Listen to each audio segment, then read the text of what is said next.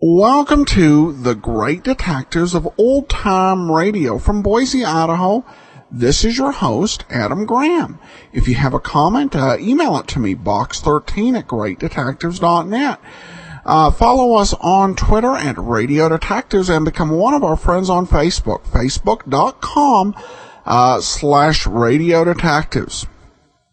Well, our listener support campaign continues, and I want to thank everyone who has given in support already. During the rest of the year, all donations of $7 or more receive access to our premium site. However, during the listener support campaign, we give an additional thank you gift based on any donation of $20 or more. If you give at the $20 level, one option we provide is a Kindle copy of my book, What Made the Golden Age Shine. At the $50 level, you can get a digital download of your choice of BBC Radio 4 radio dramas featuring Poirot or Miss Marple. So go to support.greatdetectives.net to check out all the great options we have. Now it is time for today's episode of Mr. Moto.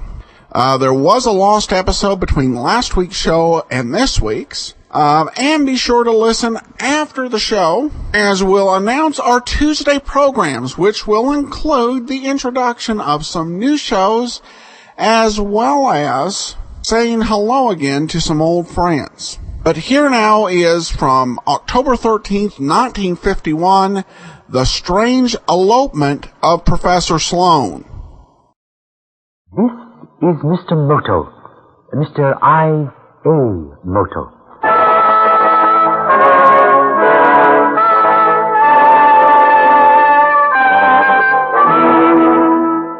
Once again, NBC brings you Pulitzer Prize winner John P. Marquand's fabulous and mysterious Mr. Moto, International Agent Extraordinary, the inscrutable, crafty, and courageous little Oriental whose exploits have endeared him to millions of Americans in another adventure in the world of mystery and international intrigue.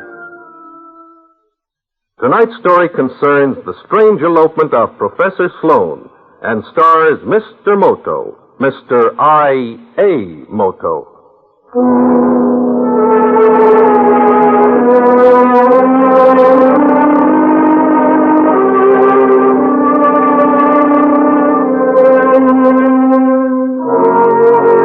I first learned of the disappearance of Professor Sloan from my chief, Captain Beresford, when I arrived in Washington in response to his urgent message.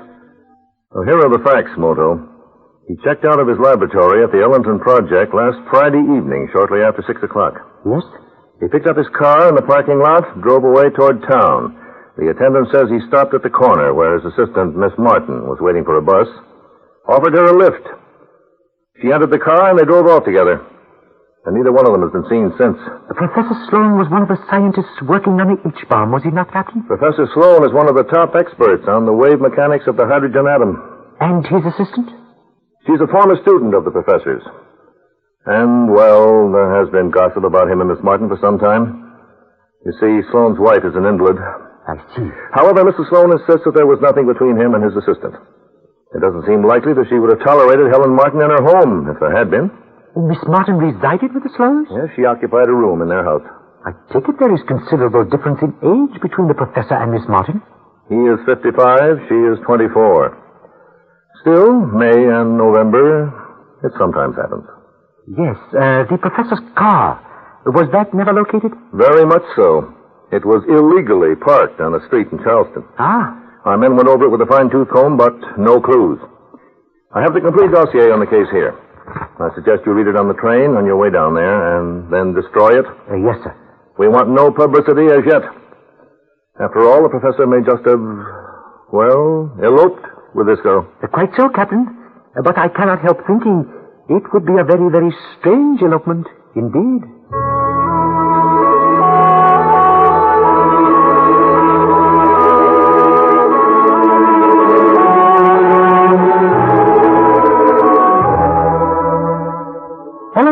South Carolina is a tiny hamlet on the Savannah River. Not counting the military and civilian personnel of the H-bomb project, it has a population of less than 1,000. Professor Sloan's house was a pleasant, rambling mansion on the outskirts of the village, overlooking the river. The door was opened by a uniformed nurse. Come in, Mr. Moto. Mrs. Sloan is expecting you. Oh, thank you. Right through here on the sun porch. Yes. She's sitting up in her wheelchair today. Oh, I am glad of that. I would not like to impose myself if she were too ill. This whole thing has upset her terribly. Try to make the interview just as brief as you can. Of course. Miss Doc, is that you? Yes, dear. Mr. Moto has arrived. Ring if you want me. At last. Thank heaven they've put you on this case, Mr. Moto. Those other men, bunglers, all of them. Sit down. Sit down. Thank you. You have a very beautiful place here, Mrs. Sloan. I hate it. Oh, the view is very fine, but when I think of that lovely river being polluted with those horrible death-dealing atomic poisons... Did you know it's not safe to eat the fish? I understood that was only a rumor. Well, I certainly wouldn't risk it. I'm sick enough without exposing myself to radioactivity. You see, I had pneumonia last year. Oh, but you didn't come here to listen to my troubles. What can I do to help, Mr. Moto? Tell me something about your husband, Mrs. Sloan. He's a wonderful man. A brilliant man. The kind of man who wants nothing in life but to be let alone and do his work. He was not happy working on the H-bomb project? He hated it. We both hated it. Huh? When he was teaching at the university, we were happy. We had our little circle of friends on the faculty and we were free. Since he's been working on this horrible project, we've never known a moment's peace.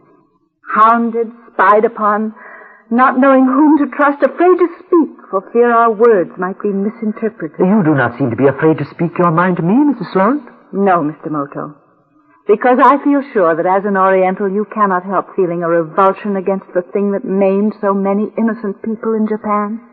Yes, atomic weapons are a very, very evil force. But in the world today, they are a very, very necessary force. So, you're like all the others. I might have known. That's why you want to find my husband, isn't it? So he can be put back to work on the business of destroying the world. I think your husband wants to be found, Mrs. Sloan. Why do you say that? When his car was found in Charleston, it was parked in front of a fire plug. If he placed it there, he must have wanted to draw attention to it as quickly as possible. Ah, but did he park it there? I think he did. Then you don't think he ran off with Helen Martin? No, not voluntarily. My husband is a very obstinate man, Mr. Moto. I've never known him to do a thing against his will. That is a useful thing to know. One other thing strikes me as contradictory in this case, Mrs. Sloan.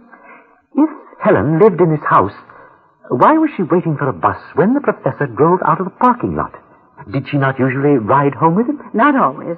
We're not on the main highway here. If she was going into town, it would be several miles out of the way. Nevertheless, he stopped and picked her up. Well, he might have remembered he had an errand in town. Things like that often slipped his mind, and he would suddenly remember. Did he have an errand in town? Not for me, if that's what you mean. Why do you think your husband disappeared? Your guess is as good as mine, Mr. Moto. I only know that he did not like the work that he was doing and had every reason to want to run away from it. And Miss Martin? My husband is a brilliant man, Mr. Moto, and his work is important to the world. I only have a short time to live. He will have to go on when I am no longer here. Do I make myself clear? I am so sorry, Mrs. Sloan, so very, very sorry. Please, sympathy is the one thing that I cannot endure. Now I must ask you to leave me. Are you quite sure there is nothing else you want to tell me, Mrs. Sloan? I have told you everything. You see, after all, I am a weak, selfish woman. For the little time I have left, I would like to have my husband with me. I do want you to find him, Mr. Moto. I believe you, Mrs. Sloan. Thank you, and good day. Good day, Mr. Moto.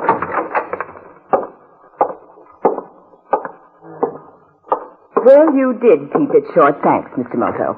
Miss Goff, what is the nature of Mrs. Sloane's illness? Pernicious anemia. Complicated by brandy. I thought I detected an odor. But she seems... You haven't been on one of her good days.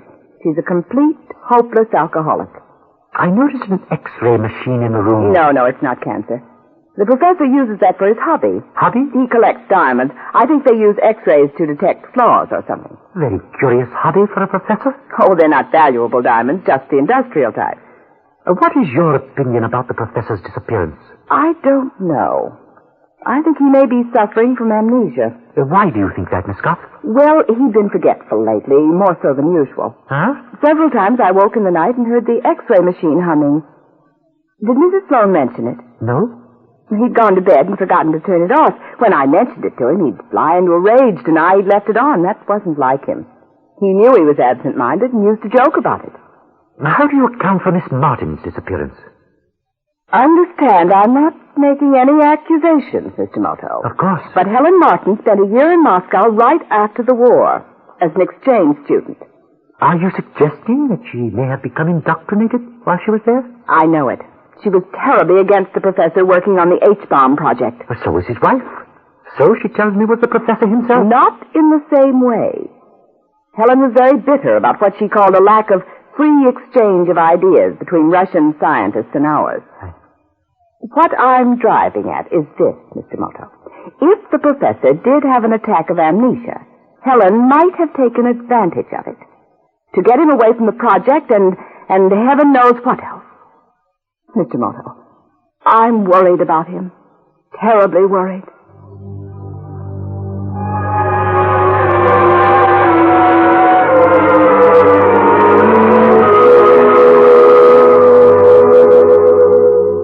I, too, was worried about the professor's fate, but not for precisely the same reason as Nurse Goff. My concern centered on the professor's curious hobby of collecting diamonds and the fact that the diamonds had disappeared along with the professor. As I started walking back toward Ellington, an automobile stopped beside me, and a young man leaned out. Give you a lift, sir? Thank you. I would appreciate that, young man. You're new in town. Working on the H-bomb project? No, just visiting. Friend of Professor Sloan? You know the professor? I knew his assistant, Helen Martin. Oh, you are employed on the project. No, strictly a local yokel. I run a jewelry store. Ah, that interests me. Well, I don't sell any Hope diamonds, but people do get engaged and married, even in Ellington.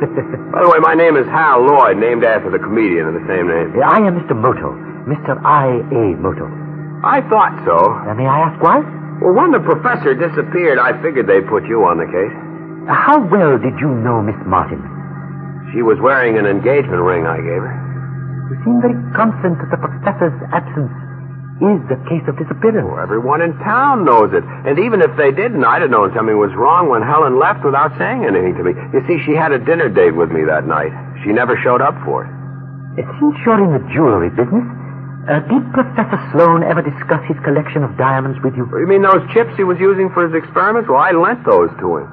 Did he say what the nature of the experiment was? Oh, something to do with fluorescence and photoelectric effect. Was he any more specific than that? No, but Helen was. It seems that diamonds have the highest melting point of any substance containing hydrogen atoms. Yes, I am aware of that. But the type of diamonds he obtained from you contain metal impurities.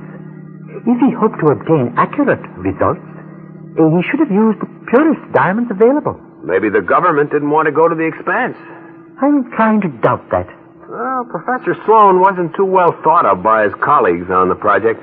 He often complained of being shortchanged on materials and equipment in favor of other workers. Mr. Lloyd, what do you think happened to Professor Sloan and your fiancée? What I really think? Yes. I think he went off his rocker, and Helen is tagging along with him wherever he went to try and keep him out of trouble. How long have you known Miss Martin? About 6 months. Did she tell you much about her life before she became the professor's assistant? You mean that year she spent in Moscow? That doesn't make her a Red any more than those slant eyes of yours make you a samurai. Your point is very well taken, Mr. Lloyd. Well, here's our main street, what there is of it. Where can I drop you? At the bus station, please. Leaving so soon? I have found out what I came here to find. You work fast. By the way, I'm driving to Charleston. If you're going that way, I'd be glad to take you. May I ask what takes you to Charleston? Same reason you're going there, Mr. Moto. To look for a missing professor and a girl named Helen Martin.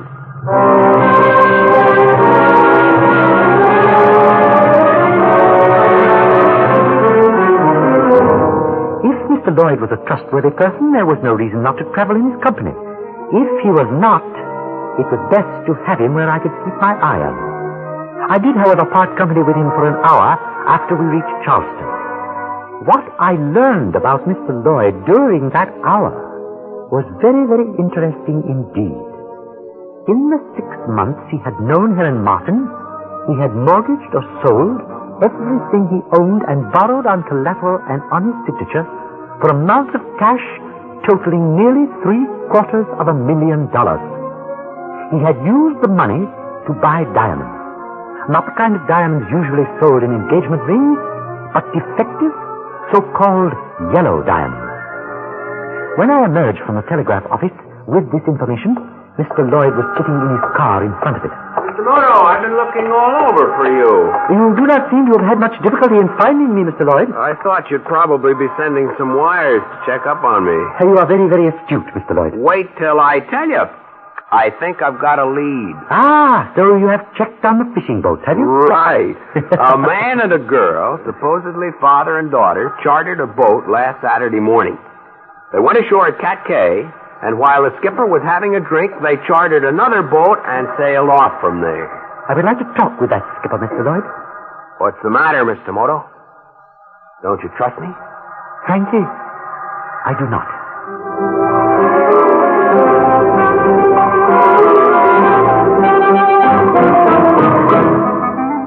I meant what I said. I was not surprised, however, to find that his account of the skipper's story checked in every particular. Obviously, he was as anxious as I to locate Professor Sloan, though for what motive, I was still not certain. He had already chartered a small plane to hasten the search, and at 1 p.m., we took off for Cat Cay. From there, we followed a tortuous trail from island to island until the trail ended at Port-au-Prince at a hotel called the Excelsior. The proprietor, a Romanian gentleman named Fefe Eminescu, was very, very affable, but not very, very helpful. They're staying one night only in separate rooms. Nice, quiet people. Then they're telling me that they've taken a house. They settle a bill and go away. No forwarding address. Well, so they were here, Mr. Moto. Mr. Eminescu, you are quite sure they were the man and woman in these photographs? Yes and no. How can I say? The man in the picture has a beard. The woman is more blonder than this and, excuse me, more sexier. If I squint my eyes, I say yes. If I do not deceive myself, I say no. She is what we call in my country a doll. And they said they were taking a house on this island? Darling, how should I know? If they are remaining here, they are not walking the streets, or Fefe would have seen them. Surely you must know what houses are available. Darling, what are you wanting with this couple? It is not I who want them, Mr. Eminescu. It is the United States government. Yeah, Mr. Moto is a secret agent. If you know what's good for you, you better talk. Please, Mr. Lloyd. Then you are a secret agent. Why, you don't say so, darling. Why did you lie to me before, Mr. Eminescu? They are on honeymoon. Honeymoon? Such lovebirds, darling. They are not wishing a disturbance from visitors. What's he talking about? The professor and the young lady are eloping secretly, by reason that the professor's wife is not yet dead.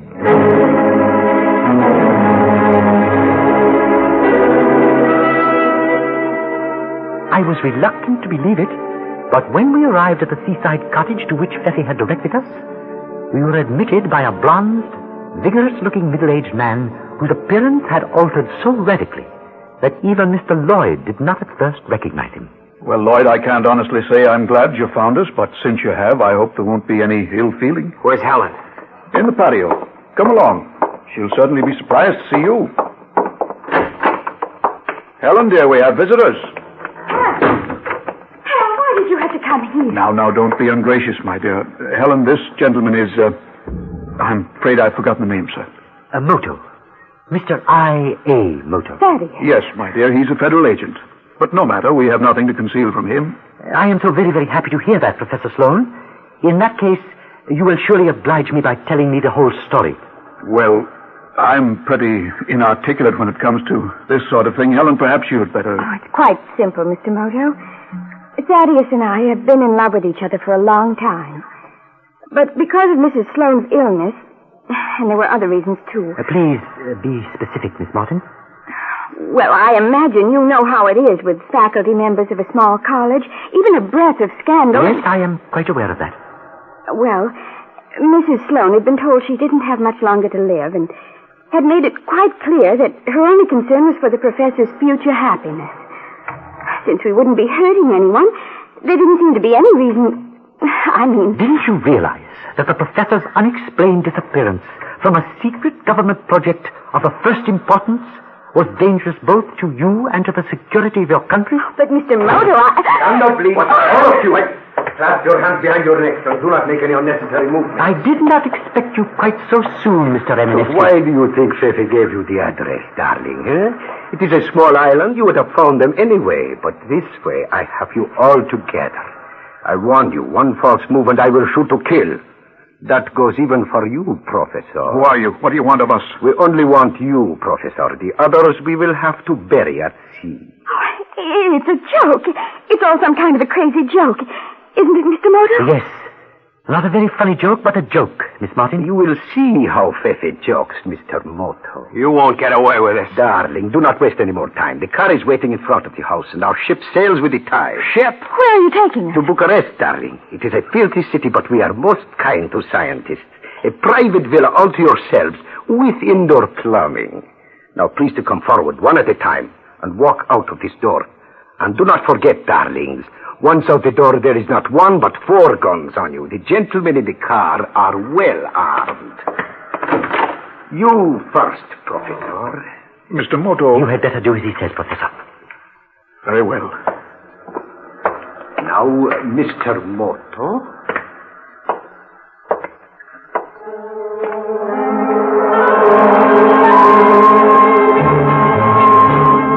As I emerged from the patio, I saw that Feffy's threat was far from idle. Parked at the door of the house was a car containing 4 men, each with a carbine trained directly on us. They got out of the car, and while 2 stood guard, the other 2 carefully searched us for weapons. Before the search was complete, I heard a gun fired behind me. The wounded man who stumbled out of the house door was Feffy. Go! Go, boys! Get out! It is all over! Mr. Moto, did I get him? Is he dead? I believe he is, Mr. Lloyd. Let me look at him. I want to make sure. Yeah, I fixed him all right. Professor Sloan, are you all right? Yes, my dear. The others sure took off in a hurry, didn't they? Yes, I was quite surprised. I wonder why. For the same reason that Mr. Eminescu preferred to bury the rest of us at sea rather than kill us on the spot. They did not wish to become involved with the island police. Oh, by the way, Mr. Lloyd, how did you manage it? I had a .25 caliber revolver strapped to my leg with adhesive tape. Indeed, a wise precaution. Where do we go from here, Mr. Moto? I think we had better get the professor aboard a plane and back to the States as quickly as possible. Next time, we may not be so lucky.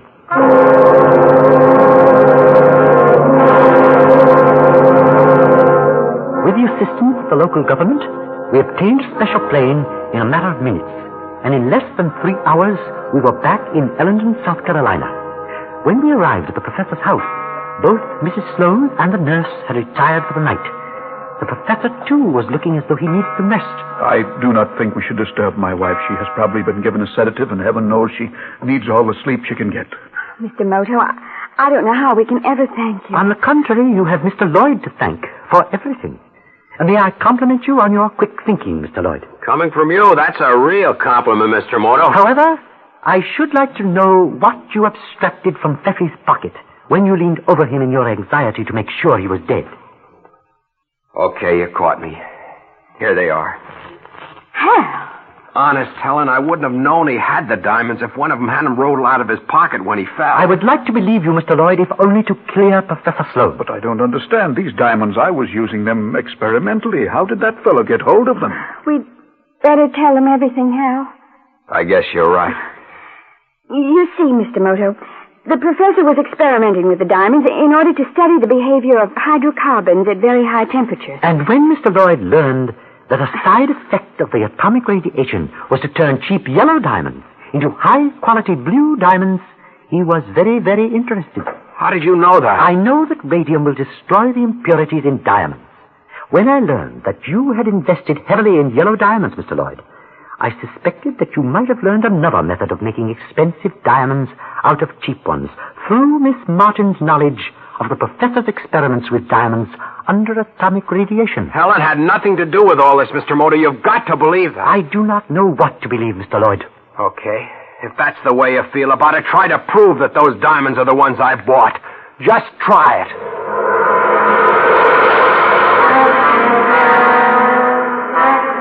Mr. Lloyd was, of course, quite right. I could prove nothing. I accepted the professor's invitation to stay the night and retired to the guest room. But I could not sleep. The puzzle of the professor's strange elopement was still not solved to my satisfaction, and I was still unable to form a link between that and the mystery of the diamonds.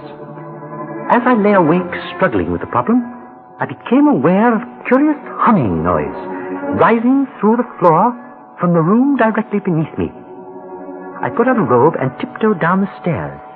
Halfway down, I observed the figure of a young woman moving about the sun porch. She had rolled the X-ray machine over against the wall. I was standing directly behind her before she was aware of my presence. Mr. Moto, you startled me. That is not surprising, Miss Guff. I woke up and heard a humming sound. The X-ray machine must be out of order. You would only have to unplug it from the electric outlet if that were the case, Miss Guff. Oh, yes, of course. I must be half asleep. I never thought. You have been thinking very busily, Miss Guff, but unfortunately in the wrong manner. What do you mean? First, let us stop this machine. There. You see how easy it is? Miss Guff, I am not going to waste any words with you. You have your choice. Mrs. Sloan will probably die. Either you stand trial for her murder, or you take your chances with another charge. What do you want to do? How much do you know? You were employed as a nurse in this house when Mrs. Sloan was ill of pneumonia. Something happened that made it convenient to you that she remain ill. You achieved that by training X-rays through this wall to her bed in the next room. The effect of those rays was to make her a chronic invalid suffering from pernicious anemia. Why would I want to do a thing like that? Because of the diamonds. The professor never thought of the monetary significance of what he was doing. When he got a certain reading under X-rays, he recorded it and forgot about the diamonds. They weren't valuable. Ask Sloan. On the contrary, they had become very valuable. So valuable that Mr. Lloyd could not put them on the market without exciting suspicion. You finally contacted a group of international criminals who agreed to market the diamonds for you, but for a price. You're crazy. That price was to deliver Professor Sloan behind the Iron Curtain. But Mr. Lloyd was not a traitor. He told Miss Martin the whole story. She decided on her own that it was necessary for the professor to disappear for a while. Since the professor was attracted to Miss Martin, it wasn't hard for her to talk him into an elopement. This might all be true. But you said I have a choice. Yes, Miss Guff. Would you rather be hanged for murder or treason? That's not much of a choice, Mr. Moto. No. But, as an eminent Japanese sage once said, he who has a choice has trouble.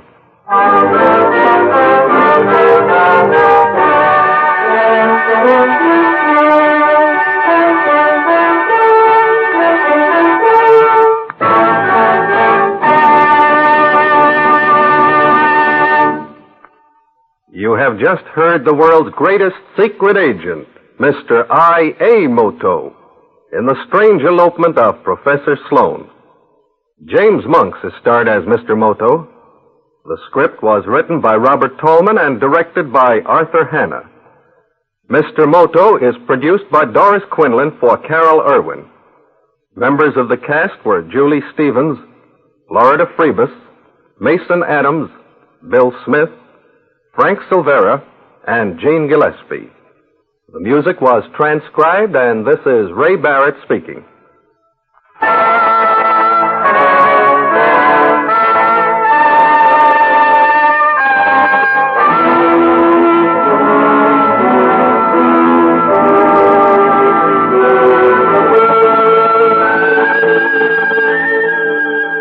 And now, here with a preview of next week's story is Mr. I.A. Moto. Next week, a story of intrigue involving a band of smugglers, a faithless wife, and a very potent cocktail in The Case of the Dry Martini.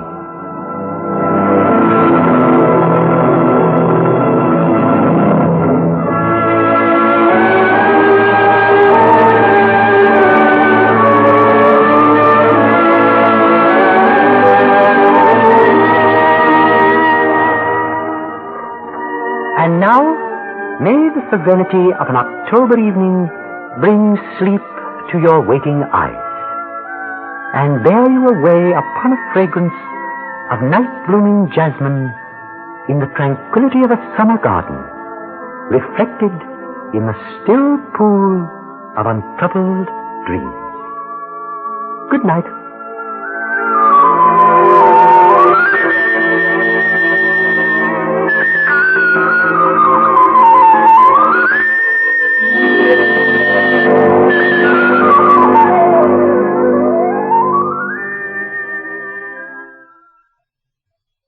Tonight's program came to you from our NBC studios in Radio City, New York. Ray Milland and Joan Fontaine star on Theater Guild tomorrow on NBC. Welcome back. Well, I loved Moto's jab at the end. Clearly disgusted with the treacherous person. A definite return to form, because I was thinking after the Schramm method and the crooked log, we were kind of getting away from the whole the whole thing that made Moto distinct, but definitely a return. The one thing that I noticed in this episode that I really found humorous is Mr. Moto is a secret agent, and everybody seems to know it. So it's not much of a secret. Now we are about to announce our planned new shows for our fifth season coming up. I should mention that during this listener support campaign, we will actually be presenting the John J. Malone stories starting on September the 3rd. Those will carry us into the next season. But Sam had emailed me to ask about missing shows, or how many episodes of Mr. Moto we had. And Sam writes, thanks. I find it heartbreaking to realize that when I saw a radio station throwing away thousands of records of OTR shows when I was a kid, that missing gems like the missing shows from this and other series could have been tucked away in that collection as it went into the landfill. The probability of new shows emerging today are pretty much wishful thinking.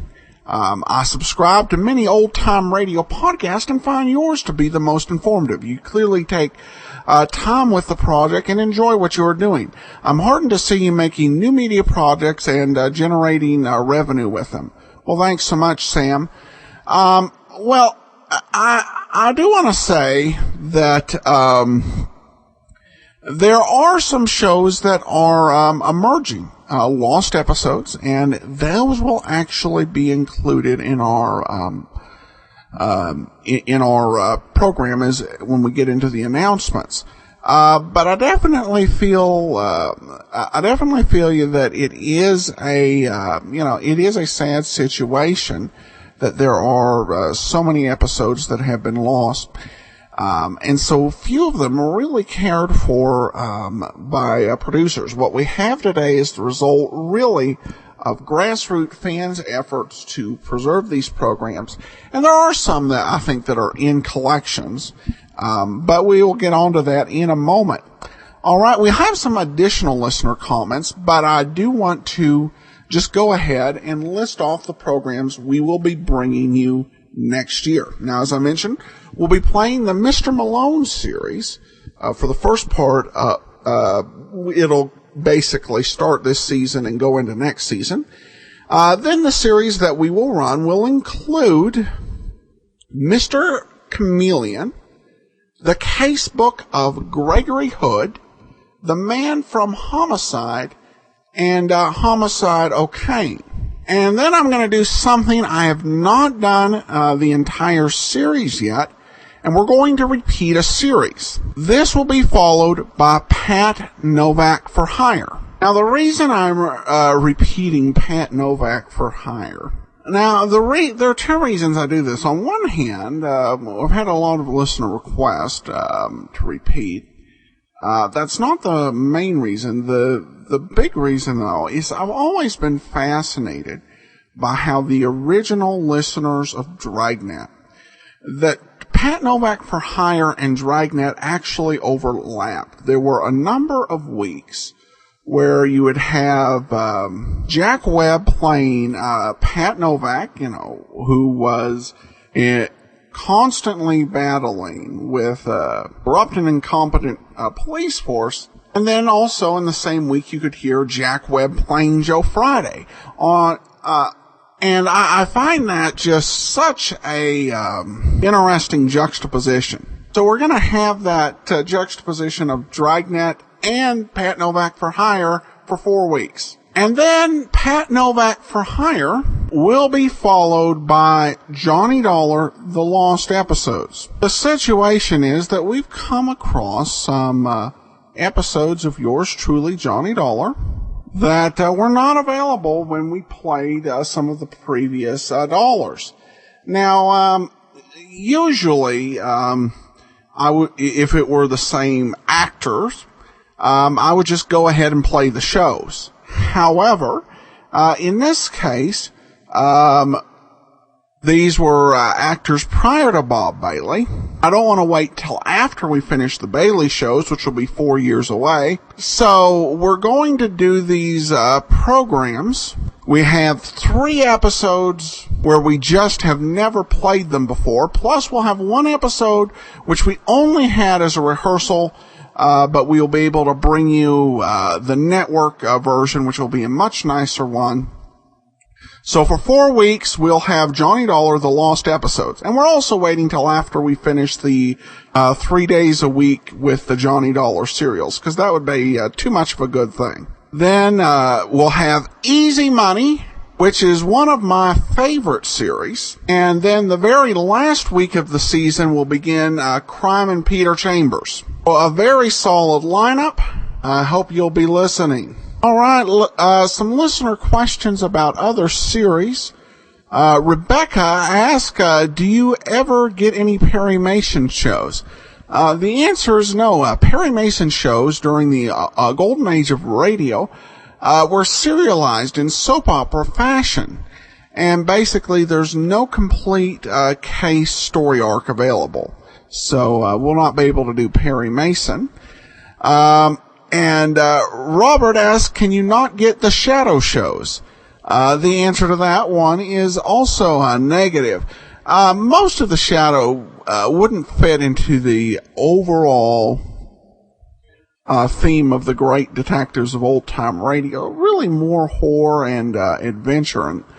But more than that, that tends to be one where there's a copyright claim by the owners of the Shadow. I'm dubious about that, and I don't believe it is particularly valid, just because old-time radio shows were never a part of copyright protection. In other countries, such as the UK and Australia, it's basically part of their law that broadcast prior to a certain date, 1957 in England, and 1969 in Australia, are not covered under copyright. But there's more ambiguity for people to wiggle with. And I do my best to stay ahead of that, which, was one reason why I did not include any William Johnstone episodes of The Shadow as part of the app extras, because I want to be sure that we're able to keep this show, not, running into difficulties or dealing with lawsuits or with the issues around the Digital Millennium Copyright Act. Rather, just bringing you some the best quality shows we can. And then we have Doug, who says, just found your podcast. Love it. Got to catch up. Well, thanks so much, Doug. A lot of people have tried, and several have been able to catch up. And thanks so much for commenting. All right. Well, that will do it for today, and I think we'll have a shorter after show since we don't have nearly as many new programs to announce. But join us back here tomorrow. We'll have some new Wednesday programs to talk about, and we'll also continue on with the Bennett matter. In the meantime, send your comments to box13@greatdetectives.net. Follow us on Twitter at Radio Detectives, and be sure and support the listener support campaign, support.greatdetectives.net. Your support definitely appreciated. But from Boise, Idaho, this is your host, Adam Graham, signing off.